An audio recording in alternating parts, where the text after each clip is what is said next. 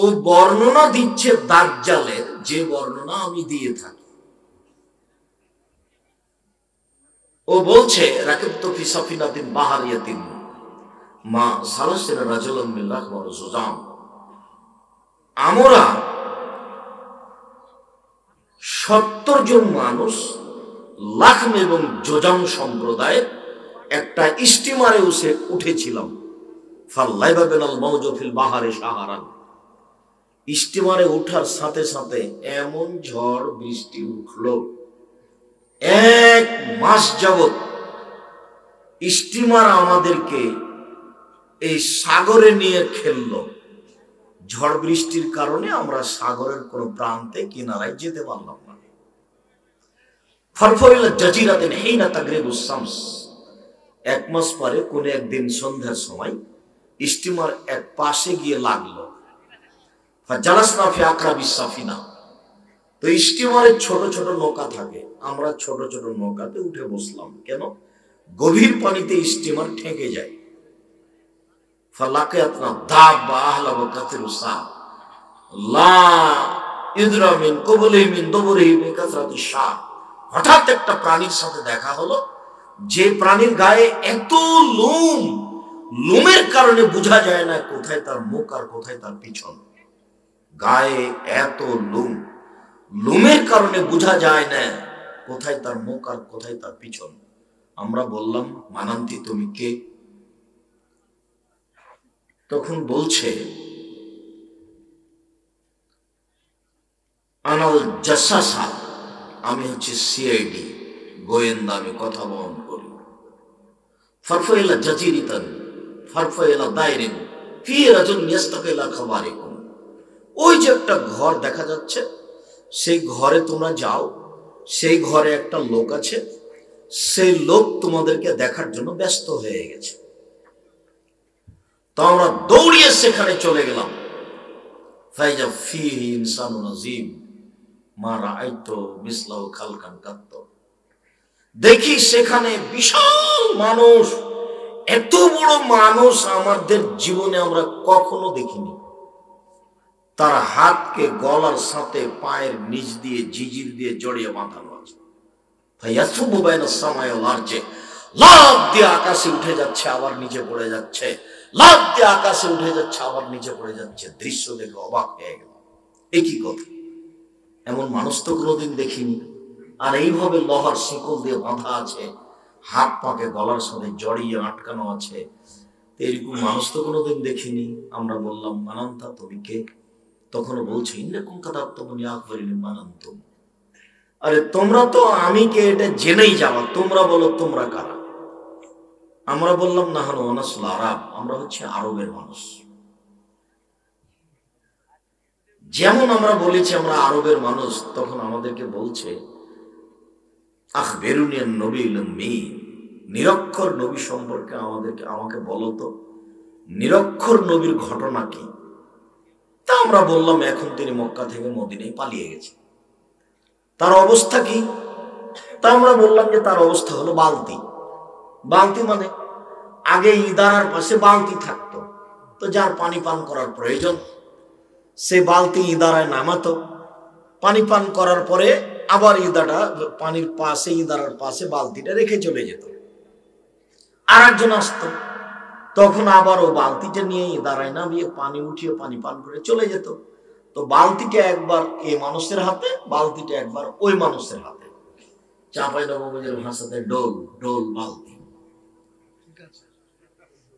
তো তার অবস্থা হলো বালতি। তার মানে একবার তিনি জয়ী হয়েছেন বদরের যুদ্ধে, একবার আমরা জয়ী হয়েছি ওহুদের যুদ্ধে। তারপরে আমাদেরকে বললেন, আর নাখলে বাইশান, বাইশান গ্রামের খেজুর গাছের কথা। সেই খেজুর গাছে কি খেজুর ধরে?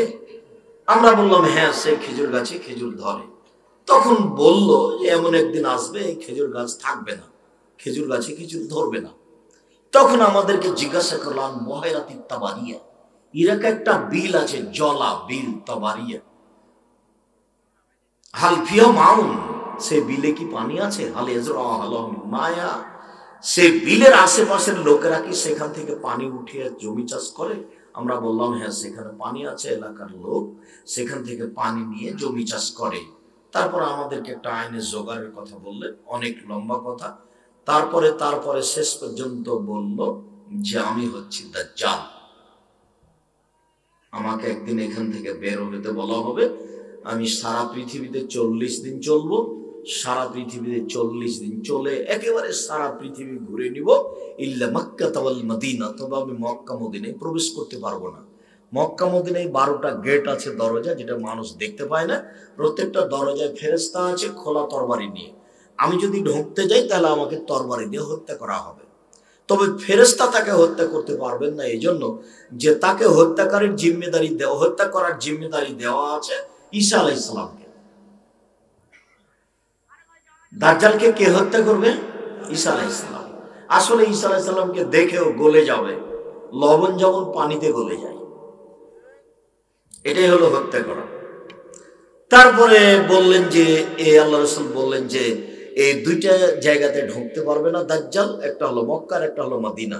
তারপর একটা হাতে লাঠি ছিল, লাঠি দিয়ে ওই মদিনার ওই মিম্বারের উপরে মারতে লাগলেন আর বললেন হাজি তাইবা, হাজি তাইবা, হাজি তাইবা, এটাই মদিনা, এটাই মদিনা, এটাই মদিনা। এইখানে দাজ্জাল প্রবেশ করতে পারবে না। ইয়াখরুজু মিনাল মাশরিক ইয়াখরুজু মিনাল ইরাক। সে দাজ্জাল বের হবে পূর্ব দিক থেকে, দাজ্জাল বের হবে ইরাক থেকে, দাজ্জাল বের হবে পূর্ব দিক থেকে, দাজ্জাল বের হবে ইরাক থেকে। কোথা থেকে বের হবে তা নিশ্চিত তিনি বললেন না, তবে দাজ্জাল এক পর্যায়ে বের হবে কথা তিনি বললেন। একটা লম্বা হাদিসের একটু সারমর্ম আপনাদের সামনে শোনাচ্ছিলাম, যেখানে প্রথমে সূচনাতে একটা কথা ছিল যে রাসূল সাল্লাল্লাহু আলাইহি সাল্লাম কথা বলা শুরু করলে সাহাবীগণকে কি বলতেন? বসতে বলতেন। কাজেই বসা সম্ভব হলে যারা যেখানে আছেন দাঁড়িয়ে আলোচনা শোনার চেষ্টা করবেন না, আমাদের পক্ষ থেকে বিনীত অনুরোধ। কিছুক্ষণ কষ্ট হলেও বসে থেকে আলোচনা শোনার চেষ্টা করবেন। আপনাদের আমরা কিছু না কিছু উপকার করব ইনশাআল্লাহ। আর এইটা আপনাদের খুব স্পষ্ট জানা আছে যে আমার জীবনে আমি কোনোদিন কিসসা কাহিনী বলিনি। আমার এই 31 বছর জীবনে আমি কোনোদিন অপ্রয়োজনীয় কোনো বাক্য, অপ্রয়োজনীয় কোনো কথা বলিনি। 31 বছর জীবনে আমি কোনোদিন কাউকে সামনে রেখে কারো বিরোধিতা করে কথা বলা প্রয়োজন মনে করিনি। সম্মানিত দিনী ভাই বোন, কাজেই আপনারা যে যেখানে আছেন বসে হোক দাঁড়িয়ে হোক, সম্ভব যদি বসা না হয় তাহলে দাঁড়িয়ে হলেও গুরুত্বপূর্ণ আলোচনা শোনার জন্য চেষ্টা করবেন। আল্লাহ আপনাদের তৌফিক দান করুক। আল্লাহুম্মা আমিন। আল্লাহুম্মা সাল্লাল্লাহু মুবারাক আলাইহি। প্রথম অংশ আপনাদের সামনে বলছিলাম বসে আলোচনা শোনা। দ্বিতীয় অংশ আপনাদের সামনে বলছি যে রাসূল সাল্লাল্লাহু আলাইহি সাল্লাম দ্বীন প্রচারের ব্যাপারে খুব কঠোর সতর্কবাণী পেশ করেছেন। তাতে তিনি বলেছেন একটা হাদিস, আবু হুরায়রা রাদিয়াল্লাহু তাআলা আনহু বলেন রাসূল সাল্লাল্লাহু আলাইহি ওয়াসাল্লাম বলেছেন, কাফা বিল মারই কাযিবান ইউহাদ্দিসু বিকুল্লি মা সামিয়া। একজন আলোচক বক্তা মিথ্যুক হওয়ার জন্য এতটুকু যথেষ্ট যে কোনো কথা শুনেই বলে দিল, তদন্ত করলো না। তদন্ত করে বলা এটা আলেম ওলামাদের কাজ। রাসূল সাল্লাল্লাহু আলাইহি সাল্লাম খুব ভালোই বুঝেছিলেন যে জনগণ ধর্মের নামে মিথ্যা ধর্ম চালু করবে, আর ধর্মের নামে মিথ্যা ধর্ম চালু করা খুব সহজ।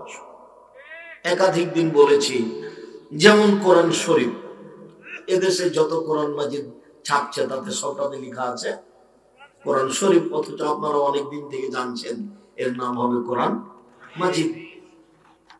আর তো শেষের তো দোয়ার কথা আপনাদের জানাই আছে, শুধু দোয়াও খাতমে কোরআন, কোরআন খতমের দোয়া।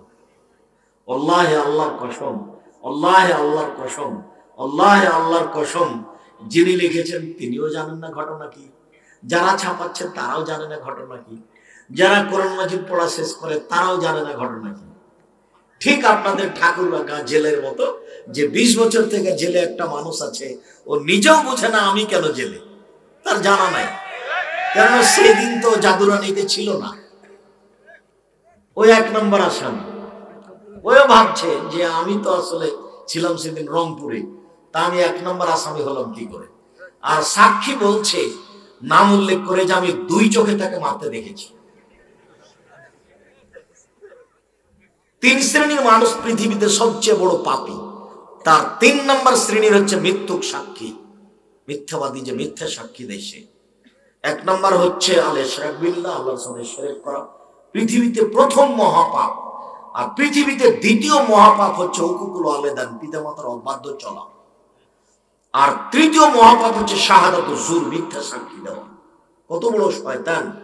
টাকা দিয়েছে, টাকা নিয়ে বলছে আমি 2 চোখে মারতে দেখেছি, অথচ যার কথা বলা হচ্ছে সে এলাকাতেই ছিল না। জজ জানে না ঘটনা কি, উকিলও জানে না ঘটনা কি, শুধুমাত্র যে সাজালছে মামলা সেই জানে।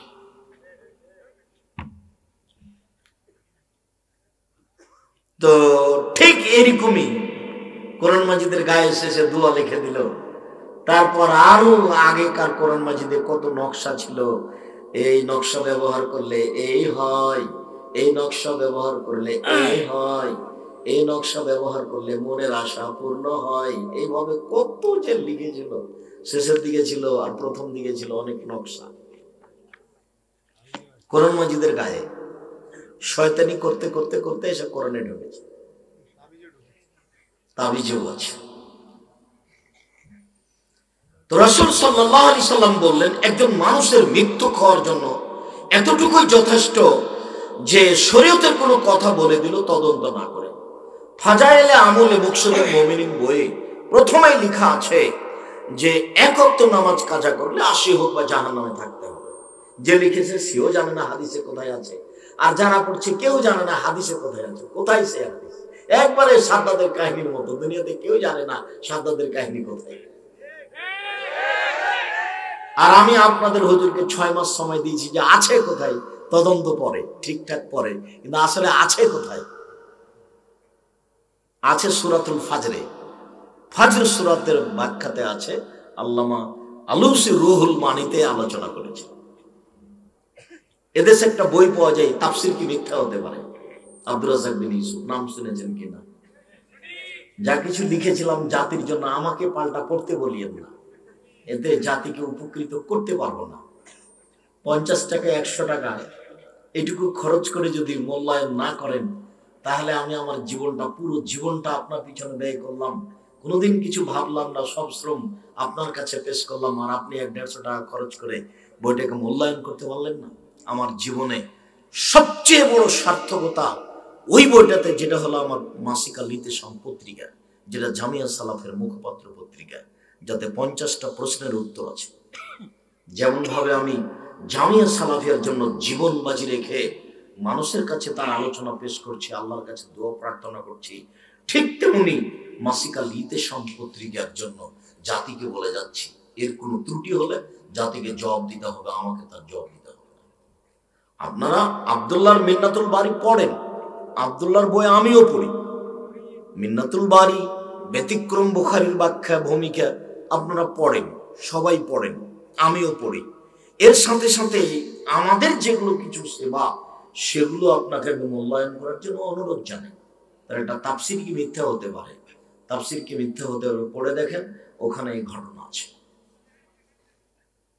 সাদ্দাদের কাহিনী, সাদ্দাদ কিভাবে জান্নাত বানালো, একবার নগদ মিথ্যা কথা। কেউ জানে না ঘটনা কোথায় আছে, কেউ পড়েও না। সম্মানিত দ্বীনী ভাই বোন, এইভাবেই শরীয়ত বিকৃত হয়ে আছে, কেউ তদন্ত করে না। আব্দুল্লাহ ইবনে আমর রাদিয়াল্লাহু তাআলা আনহু বলেন, রাসূল সাল্লাল্লাহু আলাইহি সাল্লাম বলেছেন, বাল্লিগু আন্নী ওয়ালা আয়া, পৃথিবীর মানুষ আমার একটি কথা জানা থাকলে অন্যকে বলো।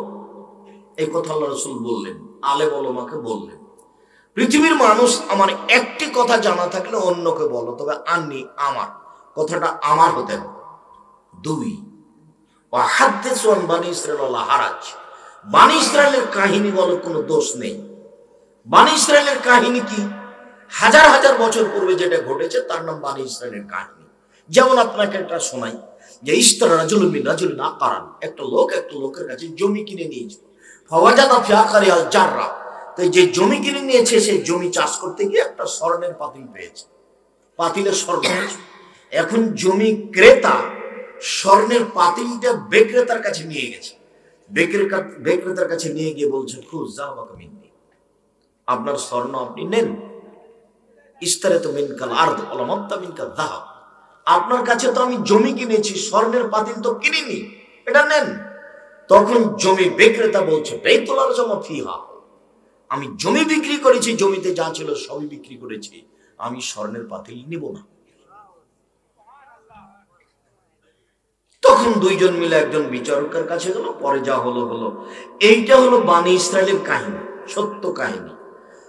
তো আল্লাহ নবী বললেন, বানি ইসরায়েলের কাহিনী বলো, কোনো দোষ নেই। কিন্তু 3 নম্বর বাক্য তিনি কি বললেন? বললেন যে মান কাযাবা আলাইয়া মুতাআম্মিদান ফালিয়াতাবাওয়া মাকআদাহু মিনান নার, কেউ যদি কোনো কথা আমার নামে বলে, সেই কথা যদি আমার না হয়, তাহলে তার থাকার জায়গায় জাহান্নাম।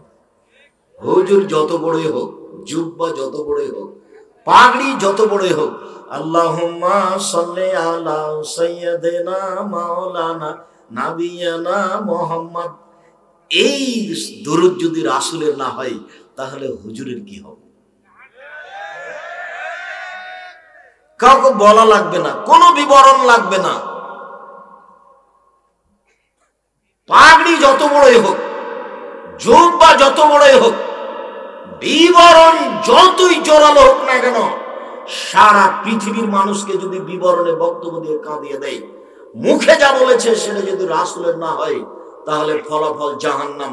এই কথা মুহাম্মদ সাল্লাল্লাহু আলাইহি সাল্লাম বলেছেন, হাদিস বুখারী মুসলিম।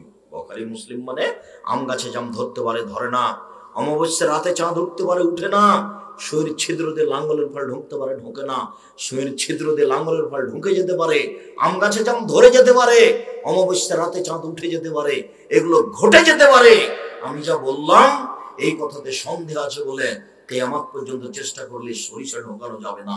যা বলছি তাই থাকবে, তার নাম বুখারী মুসলিম।